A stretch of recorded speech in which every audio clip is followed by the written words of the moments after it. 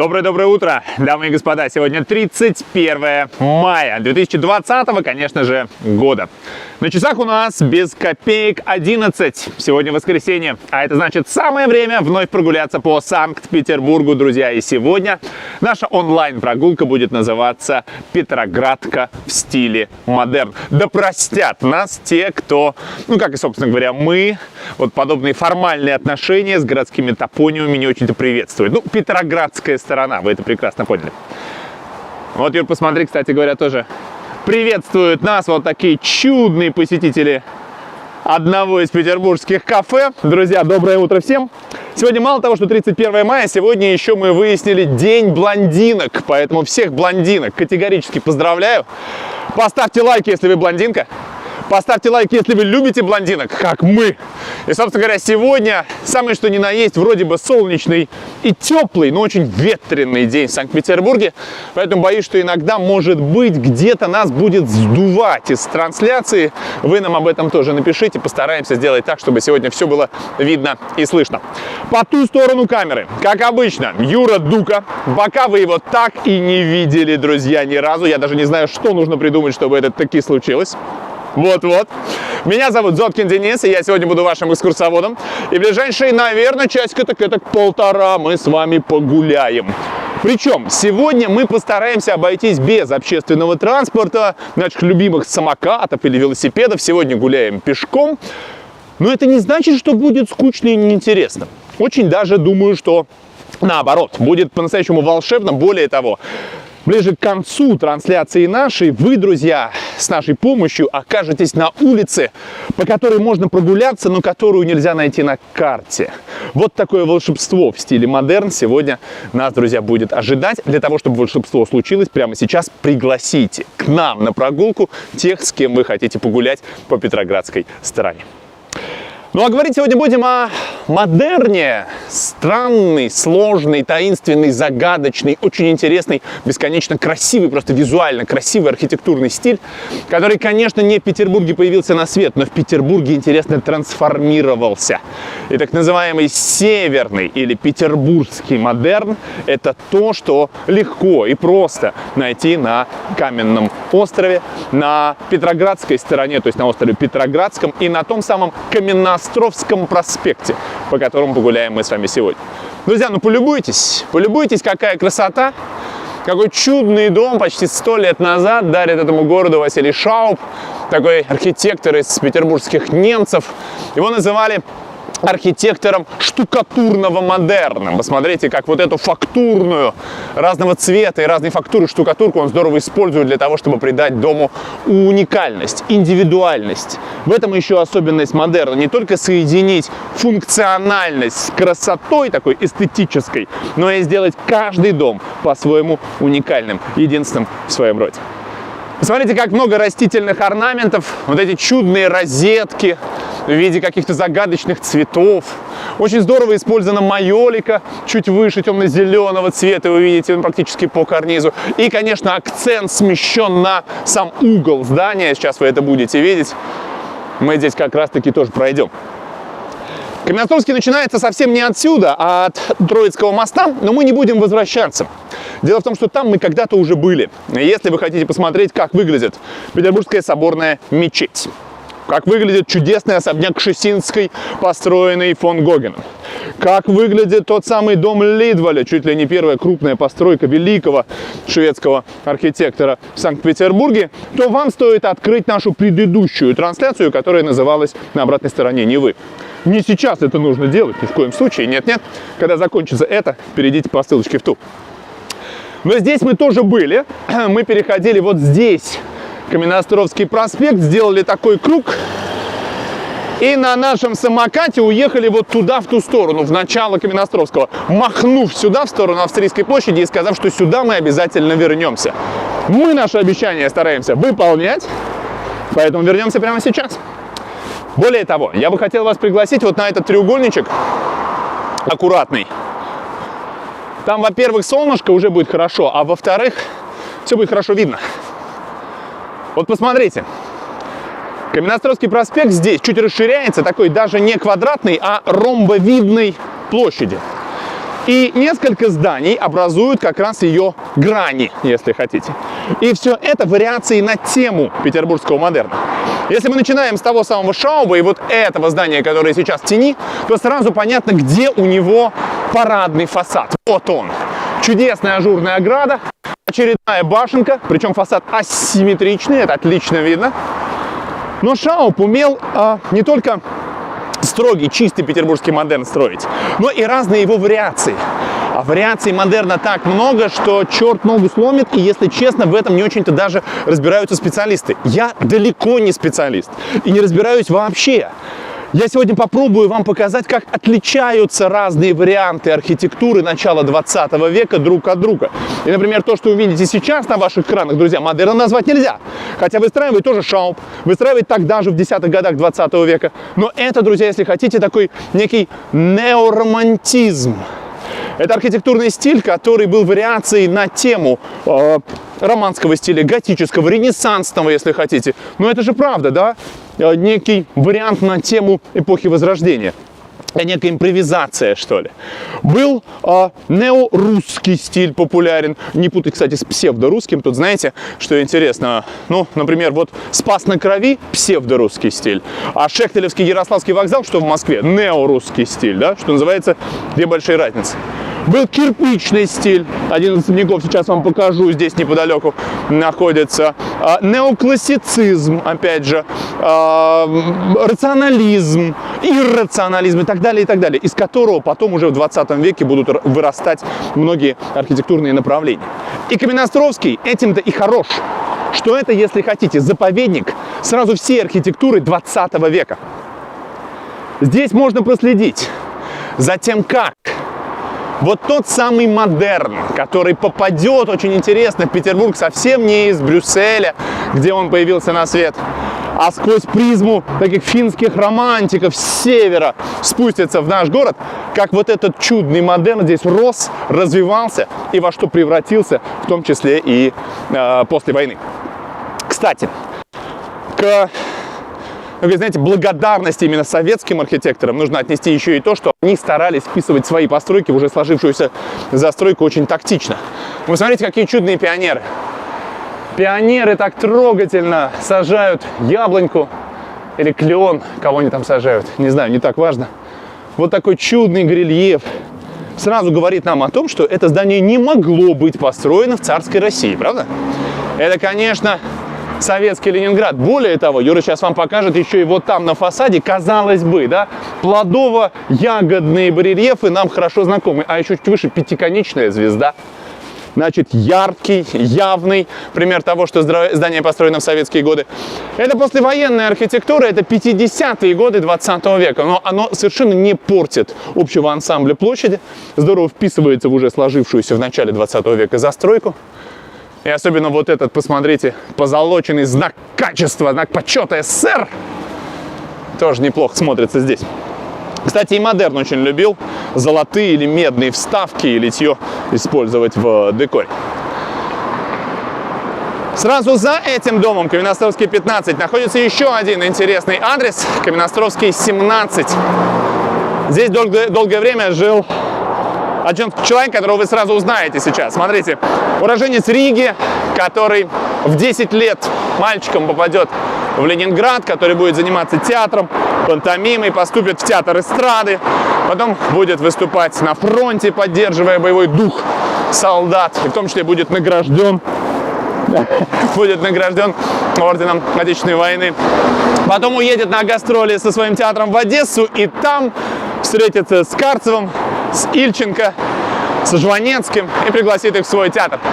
Вы, конечно, его знаете и любите, кто же не знает Аркадия Исааковича. И вот посмотрите, друзья, мемориальная доска здесь не случайно. Почти 30 лет именно здесь жил этот великий, не побоюсь этого громкого слова, артист.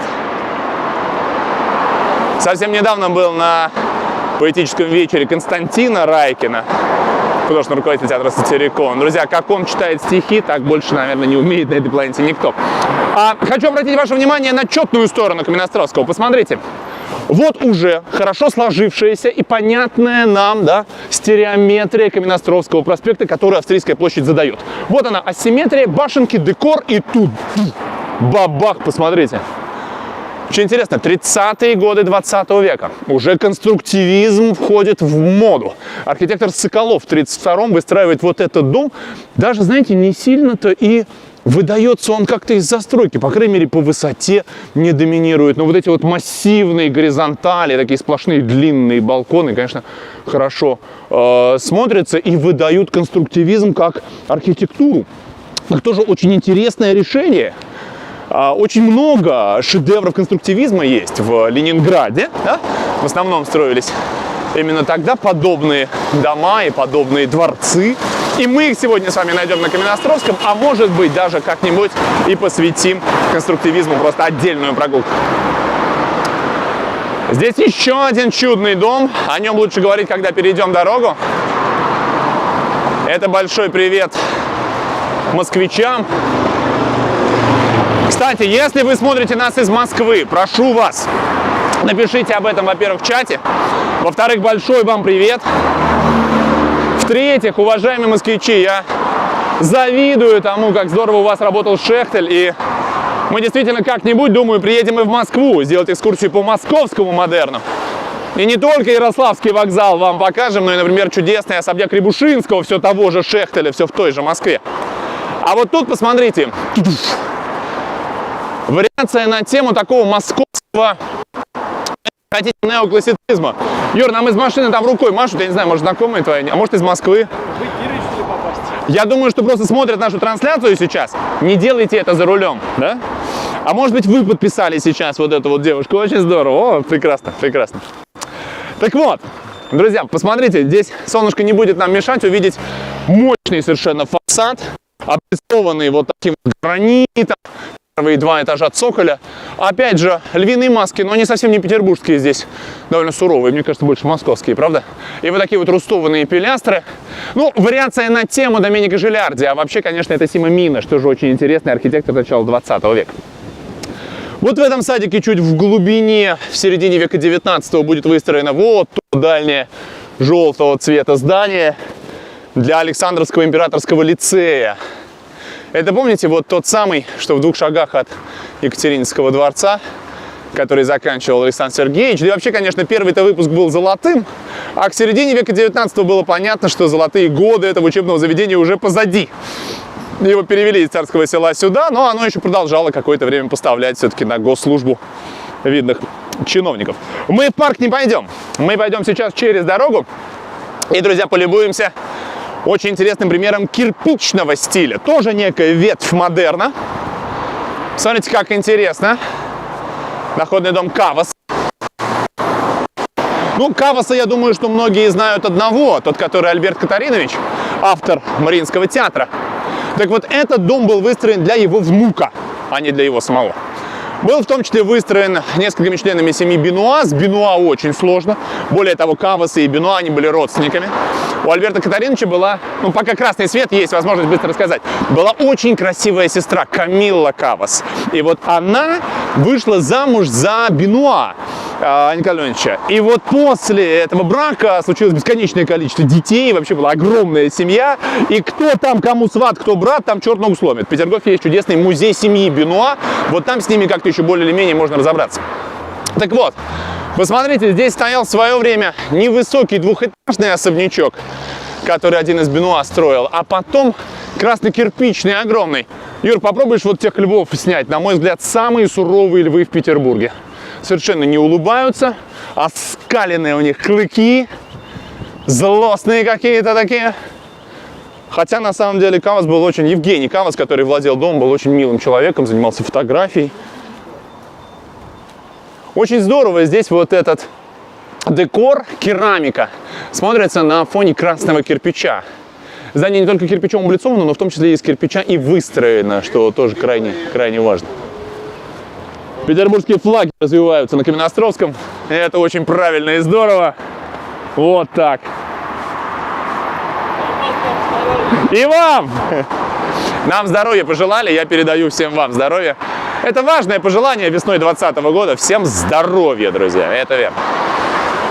С друзьями Друзья, конечно, мы только-только начинаем, поэтому очень важно прямо сейчас пригласить всех тех друзей, с которыми вы хотите погулять с нами по Петербургу, подписаться на наш канал, естественно. Что, вам сложно, что ли, ей-богу, один раз туда на колокольчик там или на сердечко, куда-нибудь там нажмите, и все. Почему? Потому что мы будем отправлять вам еще и напоминания о наших будущих трансляциях.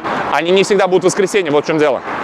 У нас завтра лето, у нас летом будет все совсем по-другому. У нас по большому счету медленно, но верно заканчивается карантин, поэтому мы будем вас удивлять, поверьте. Мы будем потихонечку выходить в офлайн в том числе. Именно поэтому важно будет не пропустить нашу следующую трансляцию. Прошу вас, сделайте это. Ну а наш Каменноостровский потихоньку начинает вступать в свои права. И вот, собственно говоря, совсем скоро вы вот там чуть в глубине будете видеть, друзья, вот этот вот серый фасад, который даже красную линию проспекта немножко нарушает и выступает, вы видите, сюда. Это знаменитый дом 3 Бенуа. Руся Кожина в нашем чате говорила, что неплохо бы сюда зайти и посмотреть эти проходные дворы. Более того, я у себя в группе ВКонтакте, когда сделал голосование, что бы вы хотели увидеть, больше дворцы или дворы, получилось где-то 60/40. И вот мы попробуем сегодня показать вам и дворцы, и дворы Каменноостровского проспекта. Ну, начнем с дворца, друзья. По-другому тут не скажешь. Это вроде бы, да, большой многоквартирный жилой дом, но, друзья, это дворец. Это настоящий такой дворец в стиле, знаете, парижского гранд-отеля. Огромный, высоченный. На момент постройки это будет чуть ли не самым большим жилым домом города. Его будут строить 3 Бенуа, еще архитектор Гност. В общей сложности почти 10 лет от момента проектировки до первых жильцов, которые здесь поселились. Интересно, что здесь, даже когда Петербург стал Ленинградом, очень любили селиться первые партийные деятели. Там от Григория Зиновьева до Сергея Кирова и до, в том числе, фигурантов ленинградского дела. Это, конечно, модерном назвать сложно. Нет, друзья, это вариация на тему такого неопалладианства, неоклассицизма, если хотите. Плюс еще, знаете, современные новые конструктивные особенности здания поражают, потому что вот эти полуколонны поддерживают огромный ордер там вот на уровне 3-го этажа. Огромные в 1,5 человеческого роста фигуры, которые здесь украшают фасад. И, наверное, одна из достопримечательностей дома 3 Бенуа, или дома Первого русского страхового общества, как еще его называют, это, конечно, система проходных дворов.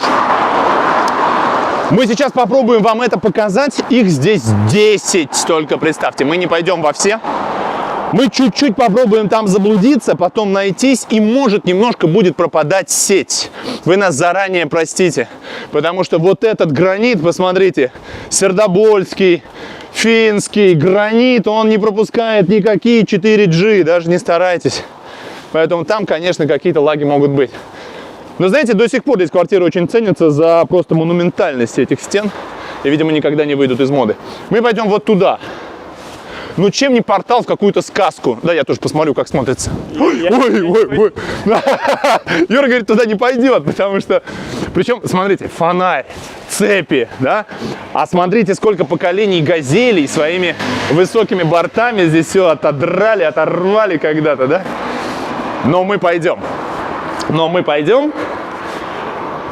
Петербургские проходные дворы – это, ну, если хотите, продолжение истории петербургских дворов-колодцев. Очень интересно, как они появились на свет во второй половине века 19-го. Причин и факторов, которые сделали возможным вообще появление дворов-колодцев и вот этой вот такой отдельной субкультуры, по большому счету два. Первый – это открытие железной дороги Петербург-Москва. Точнее так, Москва-Петербург. То есть в столицу стали приезжать с юга. Второе – отмена крепостного права. Когда действительно ближе к городу стали селиться люди, в город потянулась деревня и для того, чтобы зарабатывать, и для того, чтобы жить. И вдруг Петербург столкнулся просто с жилищной проблемой. Всем нужно было где-то жить. Именно поэтому дома, которые стояли единою фасадою, еще так при Петре строили, то есть когда между отдельными домами нет прохода вдоль улицы. Опять же, и для того, чтобы пожар не перебирался с одного дома на другой. Вот эти вот стены, их делали брандмауэрами, то есть усиливали специально такими противопожарными материалами. И частенько к одной стене проще было пристроить другой дом. Поэтому использовали, что называется, их по полной программе. А внутренние дворы, они обычно были бы не застроены. Там были хозяйственные помещения, какие-то службы и так далее, и так далее. И ничего себе архитектурно не представляли. И вот их-то как раз по периметру и начинают застраивать 2, 3, выше 4, 5, 6 этажными домами, которые стояли вот так вот П-образно по периметру двора. И поэтому в середине оставалось лишь узкое окошко неба. Мы с вами сейчас не в дворе Колодцы. Нет. Дворы Колодцы – это район Коломны, это район Фонтанки, например, и так далее. Ну, и хватает и на Петроградской стороне, конечно.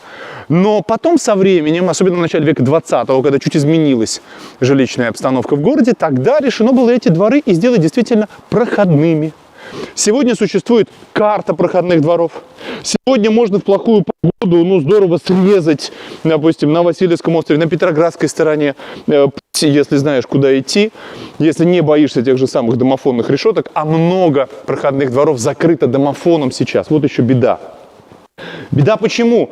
Говорят искусствоведы, историки, любители города, что таким образом вот эта вот жизнь проходных дворов, она, конечно, немножечко замирает. Сложно подъехать доставке, сложно подъехать скорой помощи. Какие-то криминальные элементы, когда кого-то обокрали, они скрываются за этими решетками и все, а полиция не знает кода. Такое тоже случается. Но, с другой стороны, можно понять и жителей, которые закрывают эти проходные дворы, потому что так потише, так поспокойней. Так чуть меньше любителей распить бутылочку чего-нибудь крепкого вечером и погорланить башлачева и прочее.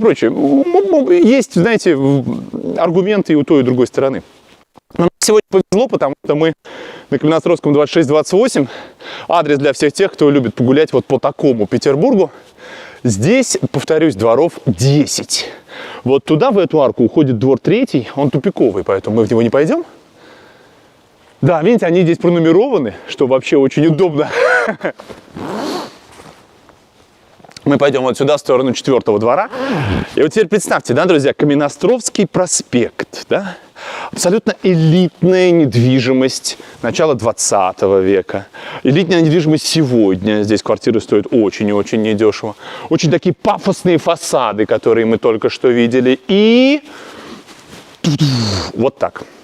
Сколько сейчас мы минут шли от самого Каменноостровского? Да если быстрым шагом, 15 секунд. И вот такой Петербург, он тоже есть. Он не лишен, конечно, своего очарования. Да, понятно, что со временем все это будет отреставрировано. Здесь будет красиво, здорово, уютно и хорошо и безопасно. Но, с другой стороны, когда это случится, может быть, и какого-то очарования город лишится. Юра, посмотри, как тебе вот такие рисунки чудные. А вот такой барельеф. Я вообще не понимаю, как это сделано и зачем. Ну или вот такое творчество. Ну, тоже симпатично. А пойдем вообще вот сюда. Опа. 40% из вас, друзья, сказали, что вы хотите дворы. Пожалуйста. А вот теперь вот сюда. Здесь преспокойненько владели своими гаражами местные жители, пока любители граффити не пришли им на смену и не расписали все это вот так ярко. Друзья, если хотите, самый что ни на есть центр такой неформальной жизни петроградской стороны прямо сейчас и для вас.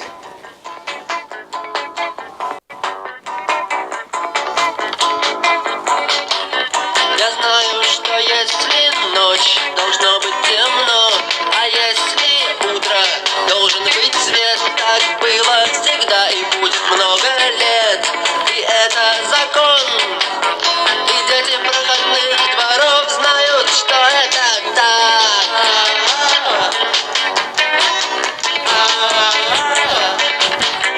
Я знаю, что если зима, должен быть снег, а если лето, должно быть солнце.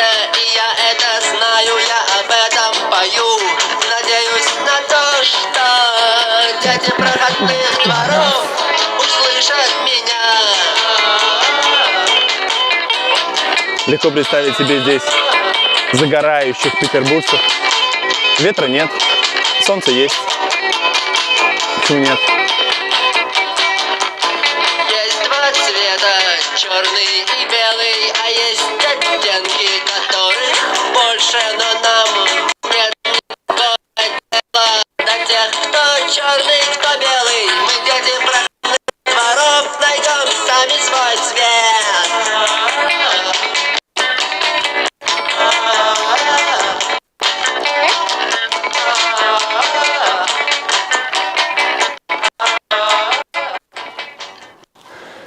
Ветерцой свой цвет он тоже искал здесь, просто потому что его, ну скажем так, самое что ни на есть Камчатка, его места, это тоже здесь. Мы сегодня не пойдем на Блохина, но именно там находится кочегарка, в которой он служил. Именно там находится очередной несуществующий на карте города переулок Петербурга, а именно переулок Виктора Цоя. И вот такие дворы его все равно помнят до сих пор. И хватает сегодня желающих под гитару побринчать чего-нибудь здесь. Вот это вот особая такая ленинградская акустика, если хотите. Это не только звук гитары, это еще и звук гитары, усиленный проходными дворами. Ну, а мы все равно будем выходить на парадную часть Каменноостровского проспекта. Чуть еще прогуляемся здесь по двору и будем двигаться в сторону такого чудесного зеленого оазиса, который есть здесь. Друзья, вот если посмотреть в сторону, куда сейчас Юра показывает, вот туда, за оградой, там тоже чудная башенка очередного особняка, там есть чудный сквер маленький перед Матвеевским садиком, где есть бюст Дмитрия Шостаковича. Немногие петербуржцы знают, что он там есть. А если вот этой системой, посмотрите, дворов, таких просто вот прямолинейных, которые простреливают так насквозь, сразу несколько участков дома, корпусов пройти, то вы уже видите машины, которые там летают по Каменноостровскому. Так вот так ходят туристы. Мы с вами пойдем другим путем. Мусорный контейнер вот там, видите, в углу чудный? Вот пойдемте. Если бы вы знали, из какого ссора. Дело в том, что этот самый мусорный контейнер, а за ним некрасивый зеленый забор, приведет нас не куда-нибудь, а на чудный зеленый оазис в центре Петербурга. Да, друзья, это так. Ну, что называется, места знать надо. Ты уверен? Пойдем, пойдем.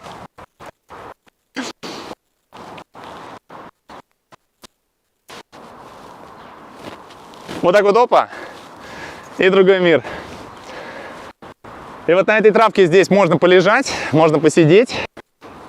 Это правда можно. Дело в том, что этот сквер носит имя Андрея Петрова. Великий композитор был одним из тех петербуржцев, которые в конце 90-х, можно сказать, спас вот эту лагуну, архитектурную лагуну от застройки. Видите, что здесь заканчивается одно здание Брандмауэром, начинается другое через небольшое пространство. И здесь хотят выстроить большой современный жилой комплекс. Он вместе со своими друзьями, актерами, музыкантами, поэтами здесь решила защитить зеленую зону. И в том числе вот там в углу посадил несколько первых деревьев. Мы, кстати, к ним еще подойдем обязательно. И с временем, уже после смерти Петрова, этот сквер получает его имя. Здесь появляются чудесные скульптурные группы. Сейчас мы о них поговорим. И вот такой Брандмауэр. Брандмауэр, да, то есть пожарная стена. По большому счету функционал. Ничего красивого. Глухая стена без окон, которая должна была препятствовать распространению пожара. Но посмотрите, в Петербурге вот так украшают Брандмауэры. Это все люди, не чуждые нашему городу. Видите Дмитрия Лихачева, видите Шостаковича. Чуть дальше будет Сальвадор Дали и, конечно, Даниил Хармс. Кроме этих белых рельефов, обратите внимание вот на этот. Он был первым, и как раз-таки Хармсу-то и посвящен. Абсурдисты, философы, музыкальные гении. Это тоже Петербург. Вот интересно, если бы этот квартет как-нибудь собрался вместе где-нибудь. Вот представляете, Хармс вместе с Дали, с Шостаковичем и Лихачевым. Вот о чем бы они говорили. Нас спрашивают, а много ли здесь коммунальных квартир осталось? Коммунальных квартир осталось все еще много. Да, это действительно петербургское, точнее, опять же, ленинградское явление, которое Петербург все никак не может изжить. Их действительно еще хватает полным-полно, этих всех программ, не то чтобы даже по реновации, но по расселению коммуналок. Но тут еще понимаете, какой момент? Не всегда сегодня хочет житель, владелец там части этой коммунальной квартиры, той же комнаты, уезжать куда-нибудь в Кудрово или в Парнас из центра города, покидая свой родной район и свой старый Питер. Вот в чем дело. Ну, а что касается сквера Петрова, то, друзья, ну, потрясающий. Я его очень люблю. И вы сейчас убедитесь в том, что в центре Петербурга не так много мест, которые вот так связаны с творчеством великого петербуржца, ленинградца, соотечественника нашего великого композитора, которые так бы органично вписались в город, несмотря на то, что появились на свет недавно. Скверу Андрея Петрова чуть больше 10 лет. Пойдемте вот в тот уголок, где, собственно говоря, этот сквер и начинался. Вы видите, то тут памятник, вот она скрипка-туфелька, вот там чуть дальше виолончель, кресло. Будете еще видеть скрипку яблоко. Их здесь несколько, этих таких скульптурных напоминаний о музыкальном творчестве Петрова, а он не только автор серьезных таких классических симфонических произведений, но и, конечно, автор музыки к многим хорошо известным нам кинофильмам. И «Осенний марафон», и «Жестокий романс», и «Служебный роман», и, конечно, «Берегись автомобиля».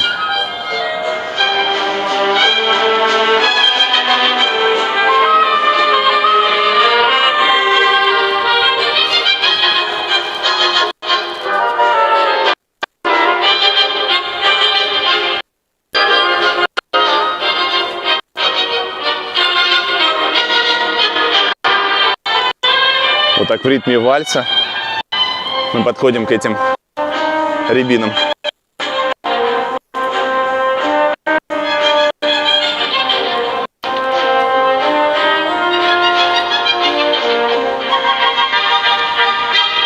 Вот это дерево посадил Михаил Новицкий.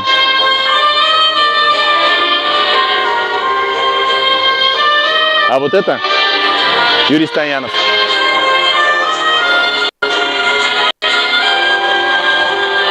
А вот самое главное дерево, которое и дало жизнь этому маленькому скверику. Рябину, которую посадил маэстро Петров.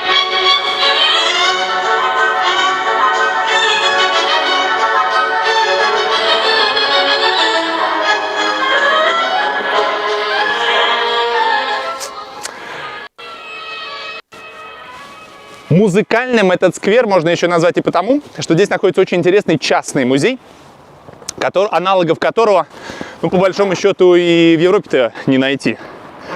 Владимиру Дерягину нужно сказать большое спасибо, клоуну, актеру, артисту, музыканту за вот это собрание, которое сейчас на замке. Очень надеюсь, что в июне уже откроется. Посмотрите, музей граммофонов.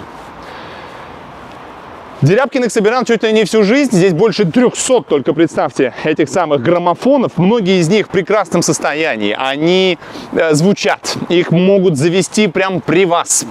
Здесь приглашают на такую экскурсию с чаепитием, когда граммофон, патефон заводят. Ну, это бесконечно красиво и здорово. Не знаю, знают ли наши зрители, где совсем неподалеку от Петербурга, но, правда, в другой европейской стране, есть музей механической музыки. Вот они вместе с музеем граммофонов, что в Петербурге, устраивают совместные выставки. Это правда очень любопытно, друзья. Мы немножко теряем этот мир. У нас музыка, вы видите, да, она вся на ладони уже стала, она вся цифровая. А вот это вот иголочку, вот это все завести ручечку, вот этот вот такой растроп, это все классно. Ну что, наверное, будем покидать сквер Петрова. Отличное место для того, чтобы посидеть вот так на лавочке. Но перед тем, как пойдем дальше, два слова про наш сегодняшний конкурс. Я все-таки на лавочку-то присяду, что же они просто так здесь стоят. Не окрашено? Нет, вроде нормально. Сегодня только вам в ваших теплых, уютных квартирах, когда вы смотрите нашу трансляцию дома, кажется, что сегодня солнечная и прекрасная погода в Петербурге. Вообще холод страшный, градусов, не знаю, наверное, 11-12, и ветер. Мы немножко погрелись там, во дворике на солнышке, а так на Каменноостровском сегодня ветерок. Поэтому вот эту чудную открытку, в том числе и с шедевром модерна, с домом компании Зингер Павла Юрьевича Сюзора, получат, друзья, тот из вас, кто в ближайший час нам напишет, а какая самая плохая погода вот прямо сейчас у вас. Вот тот, у кого сейчас конец света, ливень, дождь, град, снег, ветер, вот вам, чтобы было не так обидно, из солнечного, но ветреного Петербурга мы пришлем открытку с любовью, как всегда. Вот она, пока ее кладу, она у меня, видите, в целлофане, чтобы не заляпать, все красивенько. Открытку самому оригинальному разводу мы отправили после нашей экскурсии по мостам. И вообще все отправляем, а вы очень приятно, что пишете нам, что вам это тоже приятно. Помните, как у классика, да, когда мне будет приятно, я тебя так довезу, что всем будет приятно. Хочу махнуть в ту сторону проспекта, мы туда не пойдем, но отсюда очень интересно виден памятник Низами Ганджеви. Может быть, не самый очевидный человек для Петербурга, но любопытно то, что это один из самых известных классических средневековых персидских поэтов. Его очень ценят в Азербайджане. Я вам сейчас покажу, например, как выглядит его надгробный монумент в Баку. Только представьте, в Азербайджане. Вот он. Низами Ганджеви. Сама скульптура была выполнена в Баку. К 300-летию Петербурга ее привезли в наш город. И действительно, президент Азербайджана, президент России здесь вместе открывали установку этого памятника. Вообще большое дело. Восточных мотивов на Каменноостровском проспекте вообще хватает. Начнем с того, что он начинается соборной мечетью, да, продолжается памятником персидскому поэту Низами Ганджеви, а заканчивается еще и, да, Домом Эмира Бухарского. Сейчас будем. Где голова? А вместо головы здесь скрипка. Скрипка-сфинкс. Как некий символ вечной загадки музыки. О как! О как! Точно, скрипка, сфинкс, вот здесь вот написано. Вот. Очень классное место. Посмотрите, если интересно, в интернете, когда в сквере Андрея Петрова будет ближайший концерт. И небольшие коллективы, квартеты, квинтеты здесь устраивают просто под открытым небом такие музыкальные вечера. Но это правда очень здорово. Ну что, Каменноостровский проснулся, вы это видите. Машин вообще хватает, хоть сегодня и воскресенье. Здорово, что город потихонечку все-таки возвращается к жизни. И мы с вами сегодня в основном будем идти по довольно оживленной такой магистрали. Все-таки Каменноостровский — это, наверное, главная артерия Петроградской стороны. Петроградская сторона — это, по большому счету, 3 острова. Петроградский, на котором мы с вами сейчас самый большой. Чуть дальше Аптекарский, на него мы обязательно сходим. А еще Петровский, на него не пойдем, там бывший стадион «Зенита». Все то, что севернее, еще 3 острова, это уже немножко не Петроградская сторона. Это уже район, который так и называют острова, соответственно.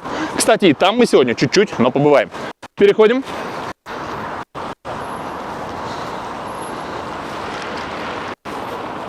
У Петроградской стороны вот здесь, в этой части, 2 так вот пересекающихся друг под прямым углом почти проспекта, главными.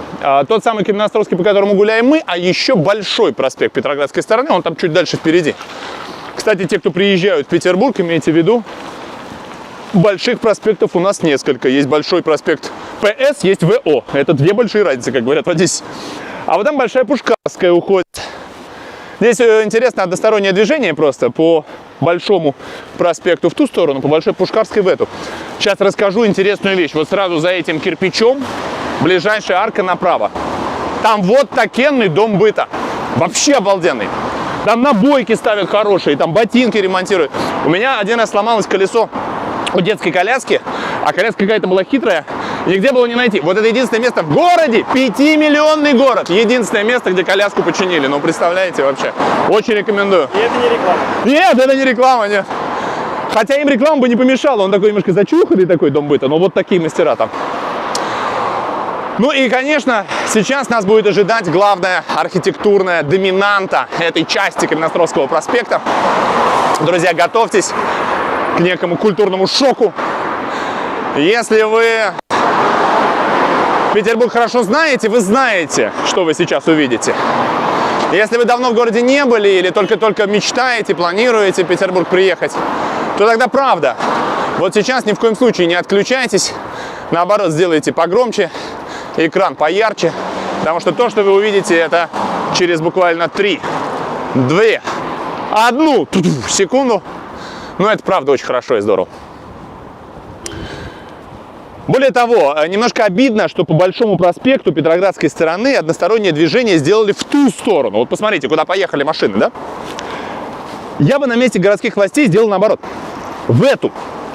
Просто потому, что градостроительную роль вот этого дома с башнями очень сложно переоценить. Вы представляете, какое счастье видеть его вот так, анфас, когда вы едете издалека.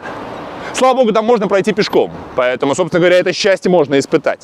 Но даже вот так из-за угла он, конечно, выпрыгивает на немножко неподготовленного зрителя очень агрессивно, можно даже так сказать. С чего это вдруг на Каменноостровском мы с вами находим вот такую, если хотите, неоготику, такой неоромантизм, какой-то шотландский или английский замок средневековый. Причем эта постройка все тех же годов, первое десятилетие 20 века. Ну, заканчивали уже во втором десятилетии, не так важно. 100 лет назад. Белогруд и Розенштейн будут авторами вот этого проекта. Для того, чтобы этот огромный, многоквартирный домище появился на свет, нужно было даже еще вот что, посмотрите. Даже несмотря на то, что зеленый, не пойдем. Нужно было сюда, в эту постройку, вместить еще один дом, который стоит здесь по улице. И это было сделано, причем настолько интересно с архитектурной точки зрения, что мы этого с вами сейчас не замечаем. Нам кажется, это один дом, а вот давайте присмотримся. Смотрите. Раз, два, три. Третий этаж и окна давайте посмотрим. Дальше идет эркер двухэтажный. А дальше как окна идут, посмотрите. Правее от водосточной трубы. Они же идут совершенно по-другому. Этажность, Юр, видишь, совсем другая. А дальше все это накрыто, да, уже верхним новым 5-м этажом. Ну вот это чудо. Как этого добиваются архитекторы? Они добиваются этого, посмотрите, даже глухими окнами. Вот там справа и слева от эркера вроде бы проем для окна есть, а окна нет. По периметру окна естественным камнем выкладывают вот такой вот руст. И смотрится это, конечно, ну, фантастически, феноменально. Это не модерн в чистом смысле слова модерн, в чистом смысле вот этого архитектурного термина. Нет, это некий неоромантизм, конечно. Ну как ни назови, это же здорово. Как здание выглядит монументально в вечерней подсветке. Бог мой, это дай. Здесь просто останавливаются машины на аварийке для того, чтобы это пофотографировать и разглядеть. Причем это делают даже петербуржцы, проезжая здесь 150 раз. Какое удовольствие здесь посидеть в любом из кафе на площади Льва Толстого, окна которого выходят на этот дом. Вот этот смысл модерна, то есть когда эстетика, она является частью функционализма. Вот это здорово, вот это классно. В свое время здесь было в том числе и управление городскими железными дорогами, ну то есть трамвая. Потом почти все советские годы здесь был кинотеатр «Арс». А сегодня находится интересный театр. Театр имени Андрея Миронова. Знаете, не случайно, по какой-то такой интересной иронии судьбы, дед Андрея Александровича в свое время оформил купчую на несколько квартир в этом доме. То есть Миронов имеет некое отношение к этому театру. Ну и, конечно, здорово, что сегодня Рудольф Фурманов, народный артист России, художественный руководитель театра, конечно, всячески подчеркивает эту преемственность. И посмотрите, какие лица, всем хорошо знакомые. Александр Ширвинт, Александр Сакуров, Василий Лановой, Олег Табаков, Олег Басилашвили и другие деятели русского театра. 10 секунд, Юра, успеем? Заканчиваем.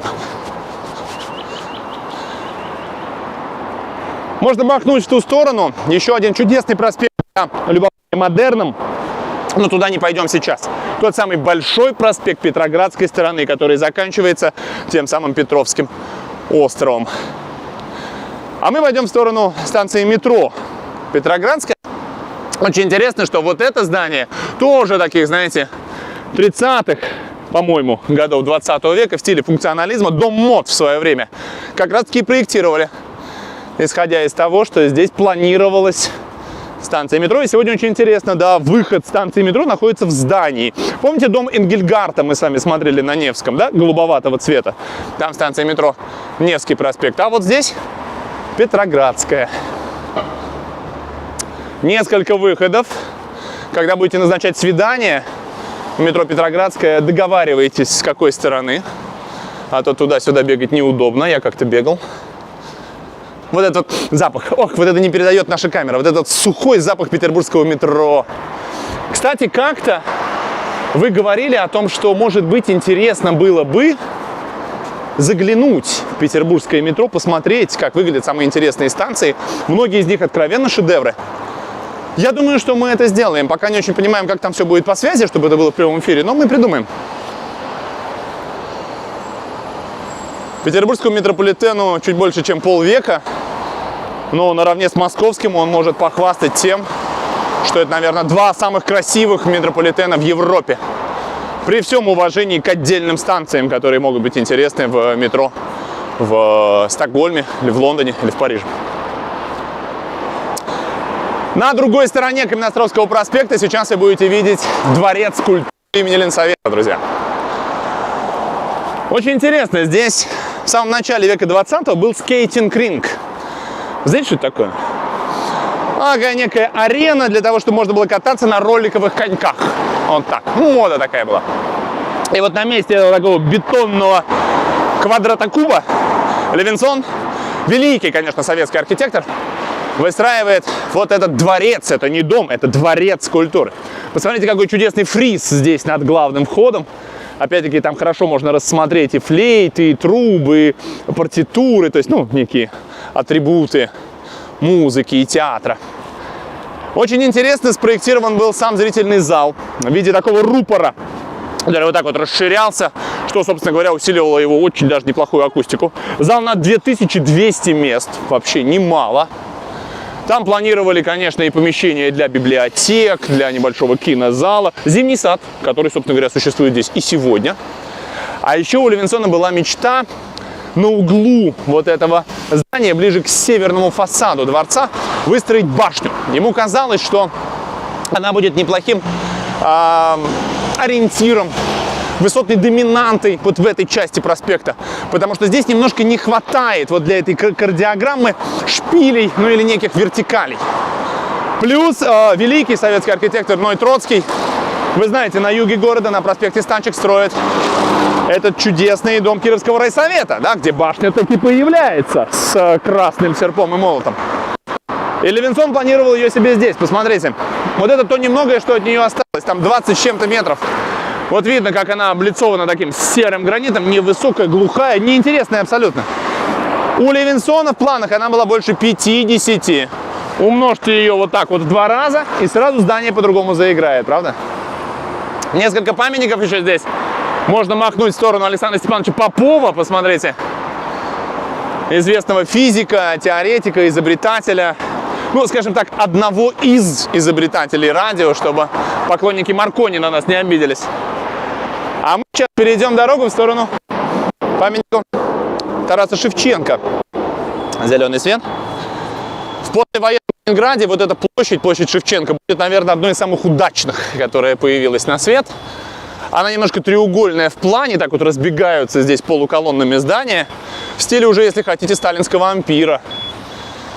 А тоже интересно, как многие архитекторы, тот же Щуко, например, который начинал с такого неопалладианства в начале века 20-го, потом превратится в апологета сталинской архитектуры, сталинского ампира. Это тоже любопытная история. Много транспорта. Транспорта, да, хватает. Ну, 5 миллионам как-то надо перемещаться, все логично. Мы, наверное, не пойдем к самому Шевченко, вон там за елочками. Когда-то елки были невысокие, его было хорошо видно, а сейчас вообще так это надо сильно постараться, чтобы рассмотреть, но он там есть. А какой красивый транспорт, заметьте, в Петербурге. Это доджи, да? О, что-то в этом есть. Вообще и мотосезон, кстати, уже начинается вовсю. Петербург мотогород. Интересно ли вам будет как-нибудь экскурсия на мотоцикле по Петербургу? Напишите нам, что вы об этом думаете в комментариях. Это я так Юрий намекаю, он известный мотолюбитель. Этот дом Бернштейна, архитектора Крыжановского, будет примером того, как даже богатые люди занимались вот тем самым домовладением. Когда строили огромные, большие, многоквартирные дома, упаковали в нескольких комнатах, где-то на уровне там 2-3 этажей, а все остальные помещения сдавали в наем. И доходные дома – это не только убогие маленькие комнатушки и квартирки где-то на Коломне, там, второй половины века 19-го. Это в том числе и Каменноостровский проспект за Карповкой. Вот мы сейчас пересекли этот Рубикон, оказались уже на Аптекарском острове. Он почему так называется? Потому что здесь неподалеку ботанический сад и был аптекарский огород еще при Петре. И вот отсюда сейчас пойдут красавцы северного модерна, и не только его. Те самые доходные дома, которые принесли Каменноостровскому свою славу. Но перед тем, как любоваться ими, обратите внимание вот на эту постройку. Это, опять же, такой советский конструктивизм, минимализм, если хотите, функционализм во многом, потому что довольно функциональные и интересные были здесь квартиры. Дом для сотрудников ленинградской торговли, вот так. Он немножко отступает от красной линии проспекта, что позволило небольшую зеленую зону сделать здесь. И сегодня это, да, обыкновенный жилой дом, но мне он крайне важен, и поэтому готов с вами поделиться, друзья. Вот на этом толстом устое написано «Особняк». Это мой любимый театр в Петербурге. Ну, кроме гигантов, да, если мы не берем БДТ, если не берем Александринку, если мы не берем, не знаю, молодой театр на Фонтанке или Ленсовета, или Малдрам, то особняк, он из вот маленьких таких частых театров, на мой взгляд, самый очаровательный. Сюда не носят меха или бриллианты, сюда можно прийти в свитере и джинсах после работы. Небольшой зрительный зал, человек, наверное, на 50 всего-то-навсего. И такие очень интересные, необычные спектакли. Дмитрий Поднозов, лауреат многих театральных премий, сегодня художественный руководитель труппы. А что, если нам не заглянуть вот сюда под яблоньку? Мы знаем с вами Никушина как автора, ну, в первую очередь, знаменитого памятника Пушкину, что стоит на площади искусств. А вот эти две девчонки, которые здесь резвятся, это тоже его рук дело. Ну, милое место, правда. Вот та еще яблонька хороша, здесь сирень замечательная. Ребята прекрасные. И вот те вот яблони. Самое время сейчас в Петербурге любоваться яблоневым цветом. Дышать.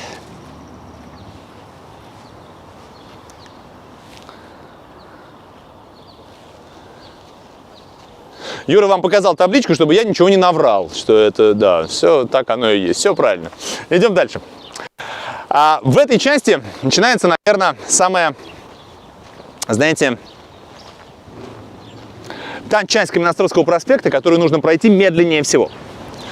Более того, вот как есть, например, в чудной Риге, улица Альберта или Элизабет, там, которую можно, ну, этот квартал модерна, как его называют, где пройти можно реально за 10 минут весь квартал, а можно вот так зависнуть просто на полдня, ларнируя вообще фасады, и оттуда не уйти. Вот так же и здесь на Каменноостровском.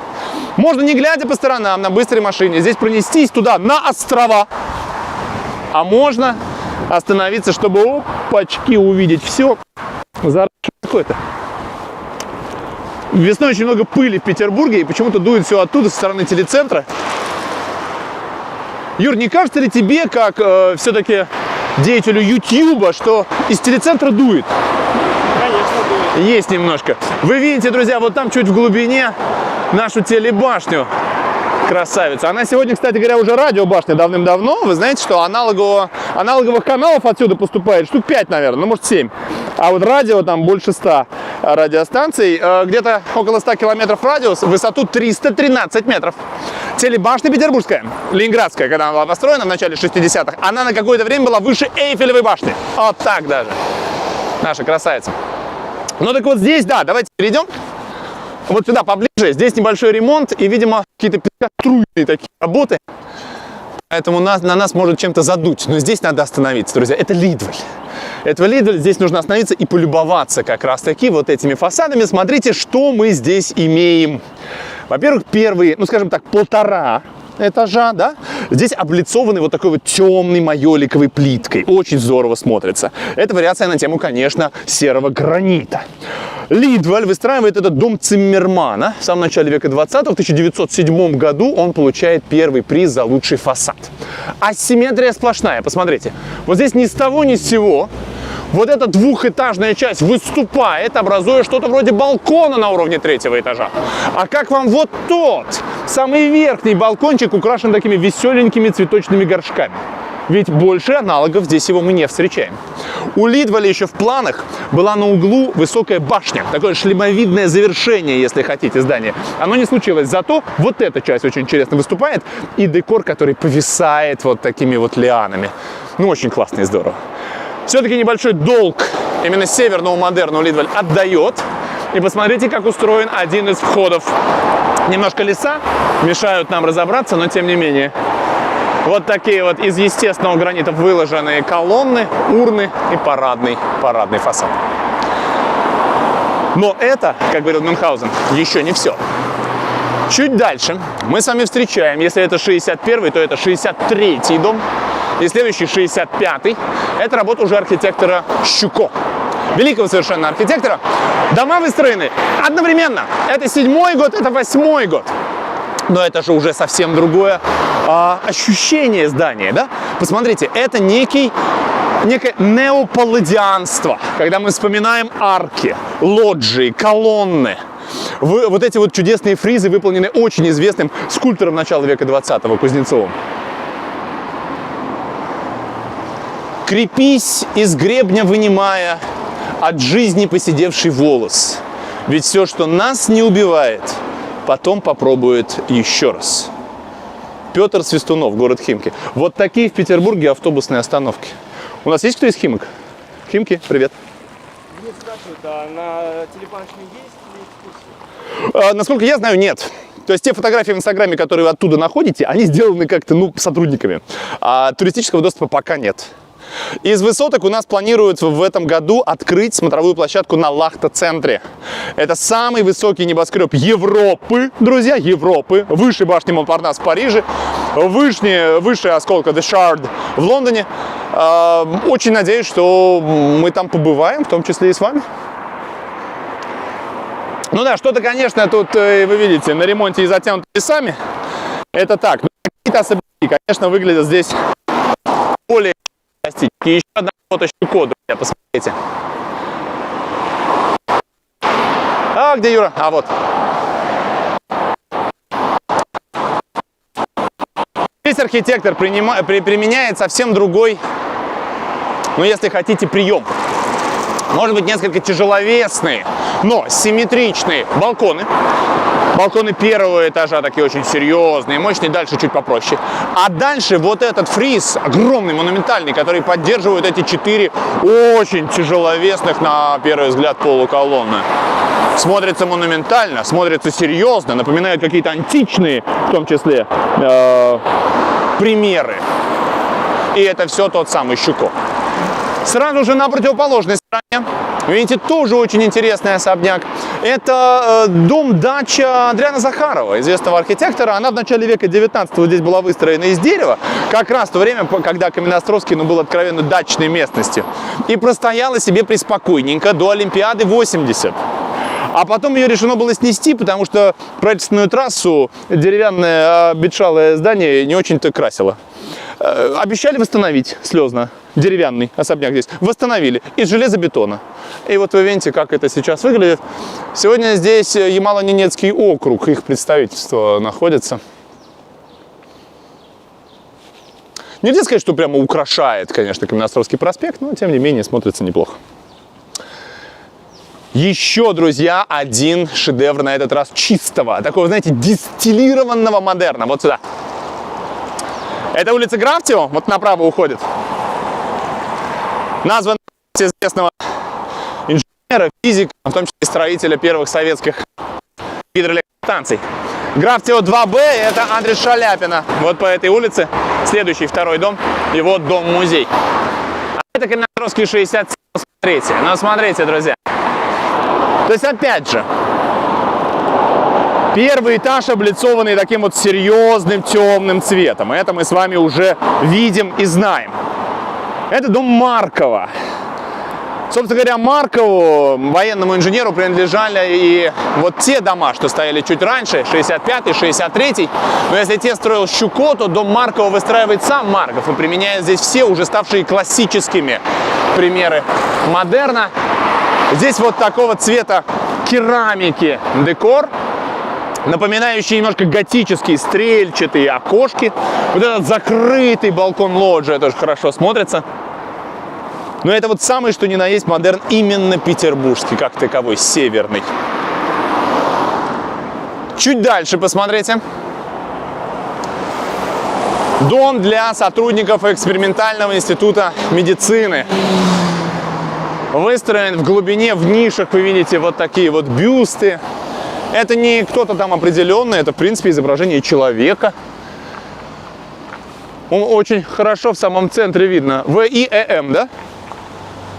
Институт экспериментальной медицины.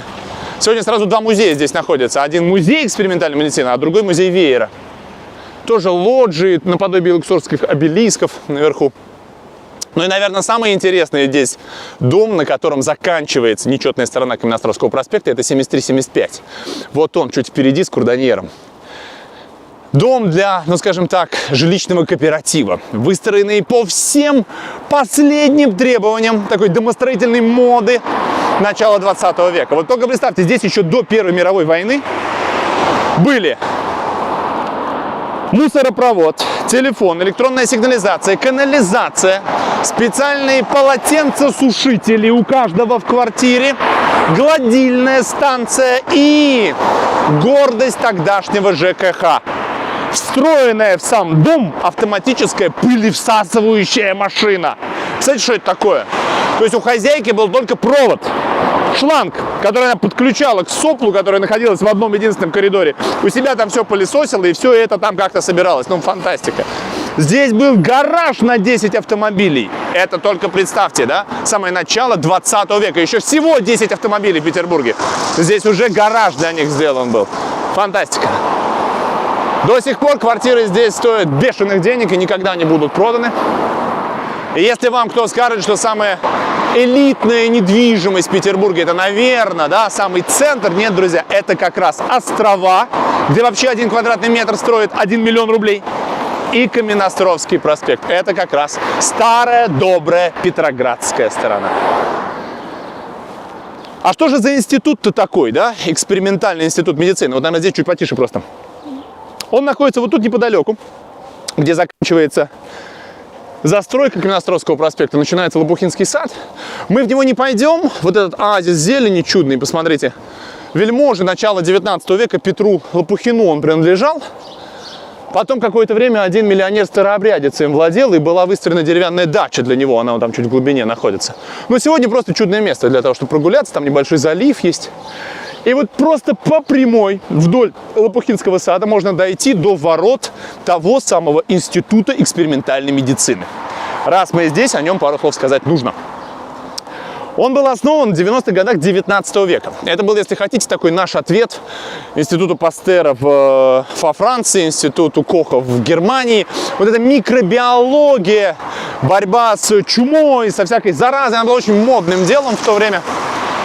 Там есть интересная библиотека, в которой, там не все знают, но это так, стоит чудная такая... Привет, дорогая. Только представьте, там стоит урна с прахом одного врача, Турчиновича, который завещал себя, заразившись, ну, что называется, на опыты. Ну, вообще фантастика. А еще в самом центре небольшого садика там есть интересный памятник. Я сейчас вам его покажу, мы туда не пойдем. И вы сразу узнаете, памятник кому. Вот так он выглядел где-то полвека назад, когда был... Так лучше, да? Ага. Когда только был установлен, потому что это был фонтан. А вот так он выглядит сегодня.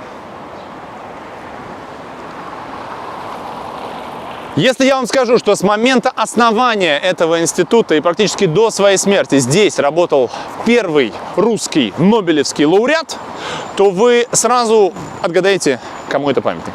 Ну, я думаю, что уже отгадали. Собаке Павлова, конечно. Собаке Павлова... Сейчас я тут поправлю свой туалет. Да, нормально.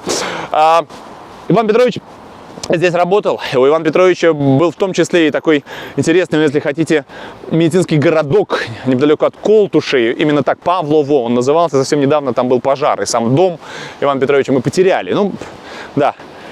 Так или иначе, он действительно будет человеком, который откроет и опишет условные и безусловные рефлексы. За это получит Нобелевскую премию по физиологии и медицине. И вот именно здесь, в этом институте, будет работать. Очень много чего в честь него названо в Петербурге. И памятник собаке Павлова. А это Доберман Пинчер такой, знаете, очень благородный, который там сидит. Вот собака к нам подошла, я сразу вспомнил. Вот здесь можно его найти. Ну а мы, друзья, сейчас пойдем на острова. Причем перейдем, наверное, здесь. Да, перейдем здесь.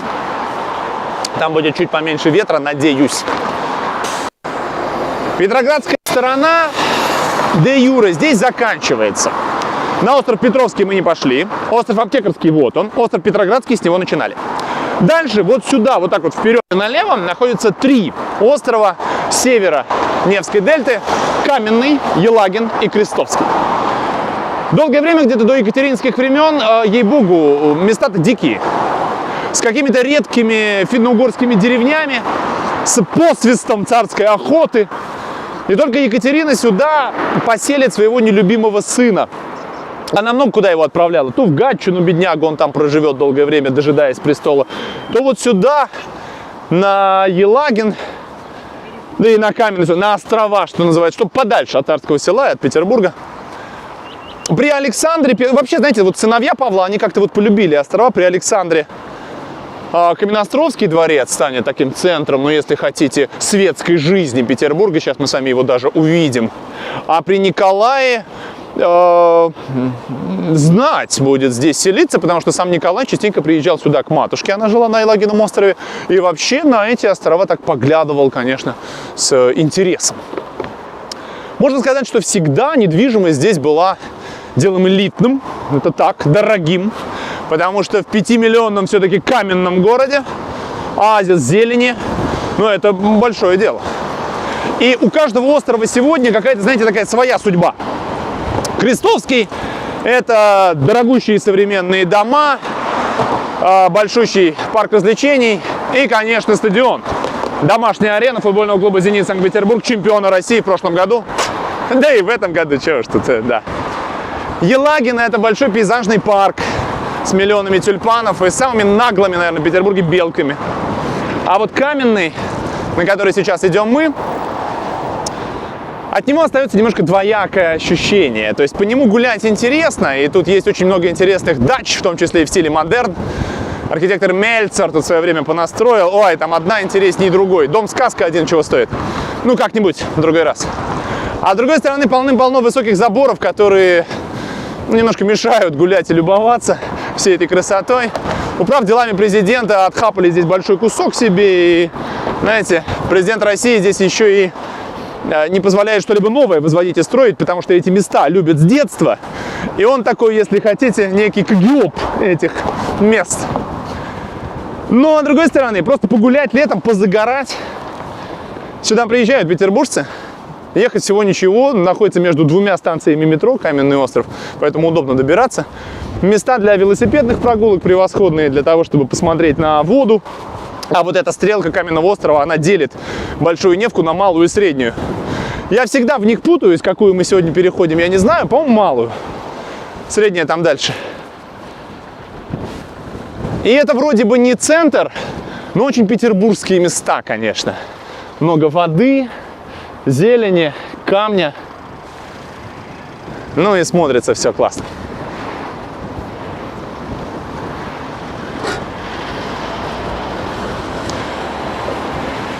Что касается Каменноостровского дворца, то нам в него не попасть. Даже за ограду туда не зайти, он как раз на стрелке находится, там чуть в глубине, там сейчас сегодня санаторий. Но в свое время Ринальди, еще в викторинские годы, его будет выстраивать. Какое-то время здесь жил Станислав Август Понятовский, последний король Польши. И весь 19 век это было место таких светских раутов, балов, приемов на высшем уровне. Прогрохотал 40-й трамвай. Этот, по-моему, на Тихорецкий проспект идет. Заметьте, у него софиты сзади зеленый-зеленый. Если вы хотите узнать, что такое софиты и почему важно, что они разноцветные в нашем городе, смотрите нашу трансляцию по Садовому кольцу Петербурга. Там мы с Юрой катались на трамвае. Ну а сейчас мы пойдем по той улице, по которой, повторюсь, пройти можно, а найти ее на карте нельзя. Потому что вот это официально набережная Малой Невки. Вот это Каменноостровский проспект, он здесь продолжается. А вот этот, ну если хотите, некий внутренний проезд, это, друзья, внимание, барабанная дробь, улица лунных кошек. Вот и все. Ну, в Петербурге вообще всегда особое отношение к тоже варили. Не знаю, пока воробья вижу. Юра говорит, кошку найдем. Надо сейчас посмотреть, да, лунная она или нет. Вы знаете, как в свое время гуси спасли Рим, так и кошки и коты, они не раз вообще спасали Петербург. Можно вспомнить блокадные годы, можно вспомнить эрмитажных котов и так далее, и так далее. Так или иначе, и Петербург. Это немножко, знаете, город-то в себе. Ему некая кошачья все-таки судьба, наверное, подходит чуть больше, чем такая расстегнутая нараспашку собачья душа. Ну, при всем уважении к собачникам. Но действительно, вот Петербург и кошки, Петербург и коты, это всегда где-то рядом. Очень чудно, петербургские художники обыгрывают вот эту тему. Очень много сувениров интересных, котам посвященных. Очередную версию того, как это название появилось на свет, расскажет вам, наверное, каждый второй петербургский экскурсовод. Я тут не буду, правда. Просто она есть и все. Милое место, куда можно действительно прийти погулять, пройти ее вот так насквозь. Она уже здесь закончилась, да? И, собственно говоря, пройти по самому Каменному острову.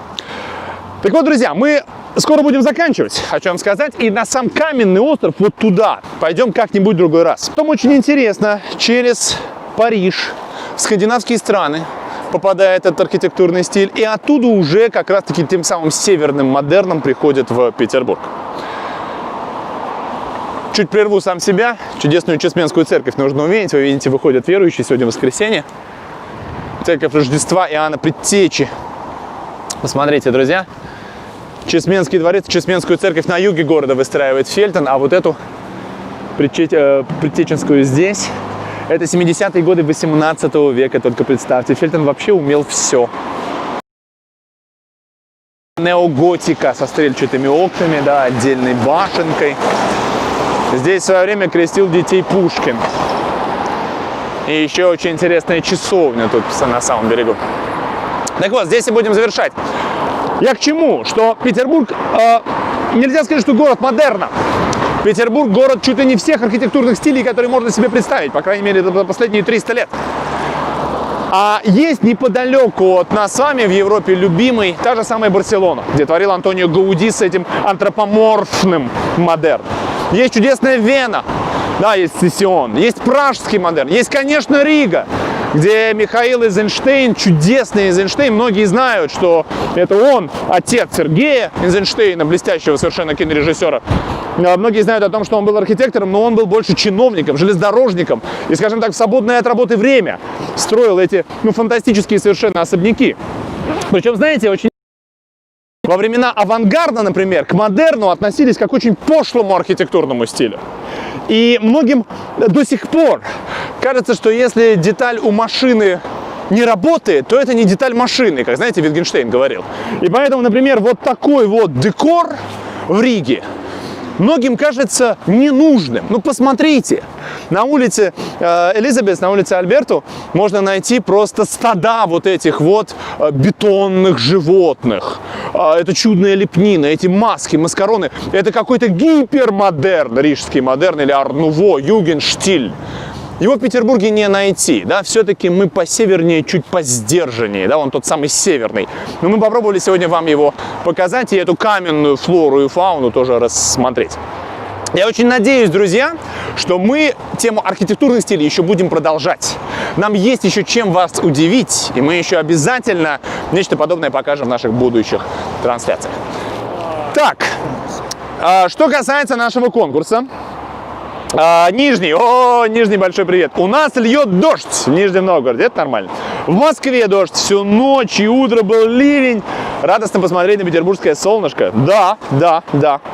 Воронеж больше похож на Питер с ветром и дождем. Слушайте, я не понял, у нас что, сегодня самая хорошая погода была, что ли? Среди всех вас? Красноярск 11 градусов.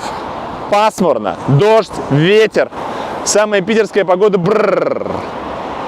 Ну, знаете, кто как следует не мерз на питерском дожде и ветре, тот, собственно говоря, и не понимает, насколько хороши питерские кафешечки, солнечная погода. Поэтому эта погода, она нас закаляет. Нормально. Якутск, 12 градусов тепла, холодный ветер. Небо разверзлось над городом космонавтики. Это Калуга, наверное, да? Привет Циолковскому. Дожди, дожди, дожди без конца и края. Вот так. Любовь пишет. В Новосибирске холод безумный. С собакой не хотели выходить на утреннюю прогулку, но должны были успеть на вашу трансляцию. Греемся чаем. Холодным, но солнышком. Отлично. Вятка. О, я был. Киров, да? Вятка, да. Третьи сутки дождь. Ветер +8. Так, у нас пока, наверное, первый претендент. В Москве дождь, это мы поняли. Пермь +10. Ярославль +10. Екатеринбург +1. А, ночью. Но, знаете, у нас тоже еще на заморозке могут грохнуть. Посмотрите, вот такие вот чудные тюльпаны. А совершенно спокойно в конце мая в Петербурге может быть минус ночью. Привет из подмосковного Жуковского. Моросит дождь, холод, мрачные тучи, но настроение отличное. О, вот это да. Я не знаю, Юр, как скажешь, но мне кажется, Наталья Назарова из Вятки. Да, дождь, третьи сутки, ветер и +8, да? Все, Юр, согласен. Наталья, я еще раз покажу, какую именно открытку получите вы. А вот такую красоту. Друзья, очень вас попрошу, оставьте в конце нашей трансляции комментарии, что вам сегодня понравилось, а что нет. Куда еще нам нужно сходить, что посмотреть и что показать вам. Очень прошу, подпишитесь на наш канал, потому что, скорее всего, не в воскресенье будет следующая трансляция, а может и в воскресенье. Посмотрим, как пойдет.